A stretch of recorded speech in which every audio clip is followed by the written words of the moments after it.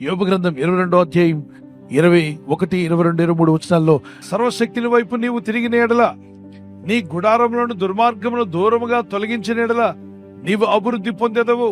అంటే ఈ రోజుల్లో మనం ఉద్యోగాల వైపు, మన వ్యాపారాల వైపు, పొలం పనుల వైపు, ధనం వైపు, సహాయం చేస్తారని పెద్దల వైపు, ఎవరో వైపు తిరిగి ఉన్నావు, ప్రయత్నం చేస్తున్నావు. మంచిదే, ప్రయత్నం తప్పు కాదు. అయితే వాళ్ళందరికంటే మించినోడు దేవుడు. దేవునికి స్తోత్రం కలుగును గాక. నిన్ను చేసిన వాడు దేవుడు. అంటే ఎవరు? నిన్ను సృజించిన వాడు, నీకు వేలుముద్ర ఇచ్చిన వాడు, నీ కంట్లో ఐరిస్ పెట్టిన వాడు. నువ్వు ఆధార్ కార్డుకు వెళ్ళినప్పుడు నీ వేళ్ళని కూడా వాళ్ళు స్కాన్ చేసుకున్నారు, నీ కంటిని స్కాన్ చేశారు. ఎందుకంటే నీలాంటి కన్ను, నీలాంటి వేలుముద్ర ఉన్నవాడు ఈ ప్రపంచంలో రాబోడు. అంత ప్రత్యేకంగా నిన్ను కలుగు చేసుకున్నటువంటి నిన్ను చేసిన వాడిని నువ్వు కలవాలి.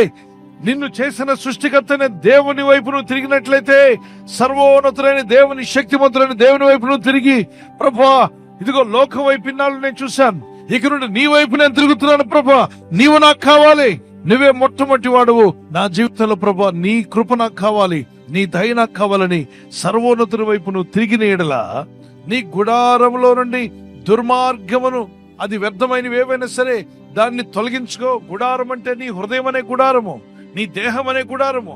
ఇది శిథిలమైపోయే రోజు రాకముందే దీనిలో ఏదైతే దేవునికి విరోధమైనది, పరిశుద్ధాత్మకు విరోధమైనది, వాక్యమునకు విరోధమైనది ఏదున్నా దాన్ని దూరంగా తొలగించుకో.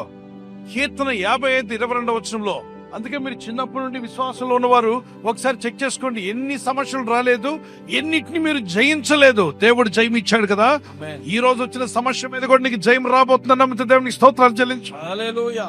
ఈ రోజు చాలా సమస్యలు ఉన్నాయి, పోతాయా పోవంటే, ఇన్నేళ్లుగా ఎన్ని సమస్యలు వచ్చాయి, వాటన్నిటిని ఎలా సమస్య పోయేలా దేవుడు చేశాడు. ఇప్పుడు నీ ముందున్న సమస్య అనే కొండ సమస్య పోయే రోజు రాబోతుంది. దేవుడు నీకు సాయం చేయబోతున్నాడు. మార్క్స్ 10:27 దేవుడు నీలో ఇక్కడ ఉన్న వాళ్ళు కొందరితో మాట్లాడుతున్నాడు. నువ్వు అసాధ్యం అనుకుంటున్నావు, అది సాధ్యం కాబోతుంది. అసాధ్యం కాదు, అది సాధ్యం అయిపోతాయి. గర్భఫలం ఇవ్వడం దేవునికి సాధ్యం, నీ జీవితాన్ని దీవించడం దేవునికి సాధ్యం, చిక్కుముడిలాగా ఉన్న నీ కుటుంబ జీవితం సరిచేయడం దేవునికి సాధ్యం, ఒంటరి వైపున నీ జీవితాన్ని నిలబెట్టడం దేవునికి సాధ్యం. ఈ వాగ్దానం మీ పట్ల నెరవేరాలి అని ఆశపడిన వారు మీ చేతిని పైకెత్తగలరా? ఆమేన్. ప్రార్థన చేసుకుందాం. పరలోకమందున్న మా తండ్రి, ఈ లోకంలో మేము జీవిస్తున్నప్పుడు మా ఆత్మీయ యాత్రలో అనుదినము నీ కృపను, నీ దయను తలంచుకుంటూ నిన్ను స్తుతిస్తూ జీవించే కృపను మాకు దయచేయండి. మీ రెక్కల చోటున మమ్మల్ని కాచి కాపాడారు, ఇక ముందు కూడా మమ్మల్ని కాపాడబోతున్నారు. ఈ రాత్రి నెమ్మదితో పండుకొని సురక్షితంగా కాపాడబడినట్లుగా నీ అగ్ని కంచి వేసి మమ్మల్ని కాపాడండి. మీ చిత్తములో కొనసాగే కృప మా అందరికీ దయచేయమని యేసుక్రీస్తు ప్రశస్త నామములో వీరందరికీ చక్కని నిద్ర దయచేసి తెల్లవారు లేచి కృపను మాకిమ్మని క్రీస్తు యేసు నామములో అడిగి వేడుకుంటున్నామా పరలోకపు తండ్రి. Amen. Amen. Good night. God bless you.